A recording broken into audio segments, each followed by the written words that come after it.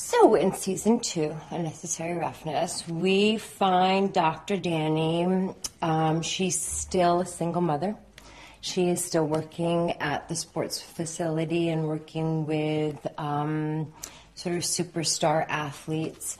But she is sort of a new footing. And where we found her in the first season was very fish out of water. And she had just found out that her husband cheated on her, so she had just kicked him out. She was just learning what it was like to be a single mother of 2 teenagers. And now she is more sure of herself and her place in the world as a mother, as a single woman, as this new sort of high priority job. So second season is more about Dr. Dani excelling at all these roles rather than sort of juggling and trying to figure out what they were, where she was. She knows where she is, and now it's about being the best. Whether that happens or not is the question.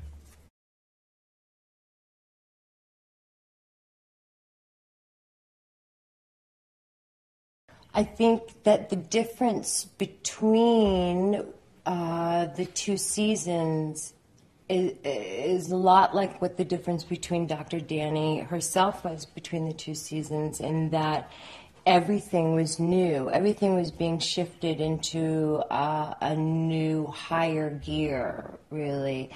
And so that's why things were kind of going by too fast, and she was sort of grasping at straws, trying to make it look like she knew what she was doing. And as she was navigating her way through this very male-oriented world, the sports world, whether she looked like she knew what she was doing, there was a lot of inner turmoil, and that was sort of affecting what was going on at home with her kids and how she was dealing with the process of the divorce, and her husband suddenly didn't want to get divorced. Now, this world, everything in the world is also sort of coming into a regular pace where everybody knows their place. And even the patients that she's seeing sort of know what to expect. Whereas last year, a lot of the patients, a lot of the clients didn't know who she was, hadn't heard word of mouth, had nothing, no reference to what she did. And now she sort of has a reputation. And I think that that reflects in a lot of the storylines as well.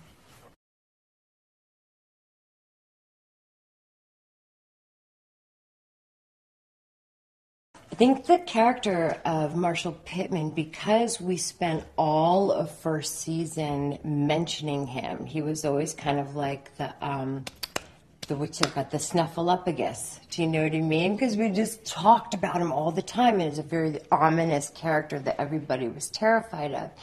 And so now that he is actually being sort of physically brought to life, I think that it does set the world into a little bit of everybody kind of like freezes when he's around.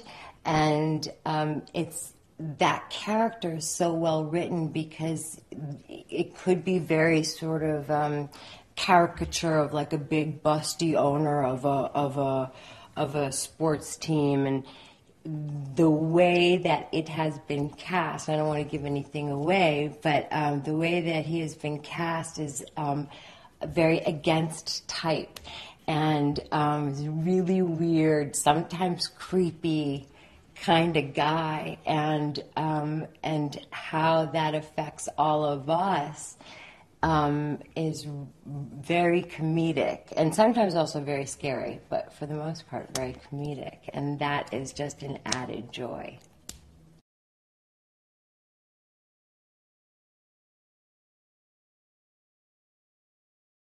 Well, we do. So when we left them in the finale, they had finally, like, there was the whole first season of Will They, Won't They, which was enjoyable up to a point, I'm sure, for the audience. There's the whole moonlighting adventure, but that can only go so far.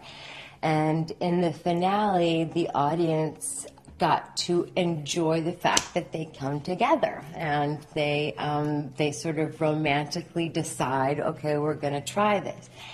And where we find them in the second season is not too far along forward. It's only, I mean, I don't even know if I'm allowed to say that it's barely a couple of months, but they are together. They're dating, but they're secret boyfriend and girlfriend. It's sort of like an inside joke with them that when they're in the sports facility, they call each other, "You're my secret girlfriend, you're my secret boyfriend," and everybody kind of knows that kind of thrill. I think at some point in their lives, you know, that you are having an illicit affair, but it's not illicit because they're not cheating on anybody, so maybe that's the wrong word, but it feels that way, you know, because no one knows about it yet. And that is where we sort of find them, is that he wants everybody to know, and she's still being a little cautious because she doesn't know if she wants the kids to know yet. She doesn't know if they're that serious yet.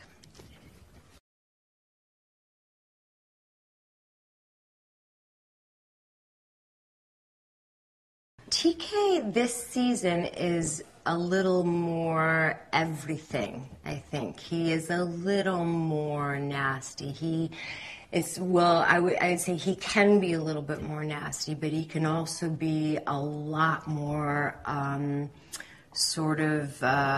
everything's heightened with TK, I think, this year. And because he already was a very sort of heightened character last year, very kind of open and free and wild, because of this incredible event that he's been through with the shooting, everything is just that much more heightened. I think all of his emotions, there's no neutral for TK right now, and that is where we find Dr. Danny working with TK, is that he very much is either here or here, and he won't admit it. He doesn't know why. He thinks he's fine, and but there are lots of different things going on behind the scenes that my character doesn't know, and that, you know, the trainer,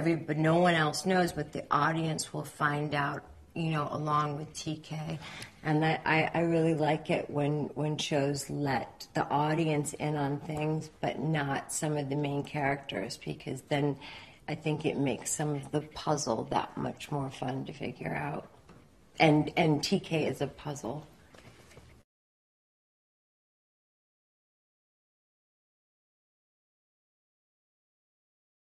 I'm thrilled, if that's true. I'm thrilled that the show does well internationally, and I hope it will continue to do so. And I think that really the main reason is that we have so many relatable issues that don't have anything to do with being an American show. You know, they're all things that men and women all over the place experience. All men and women, all ages, want to be loved and want to be listened to and want to be heard. And that's oftentimes that's what many of our episodes, that's what the bottom line is that we're all the same. And I think that even though this show centers around Dr. Danny, I think we're very lucky in that our writers do a really good job in the variety of what goes on, how many different storylines go on. And so again, it's not like only women can enjoy this show. I think that it's just very sort of across the board. These are things that people connect to.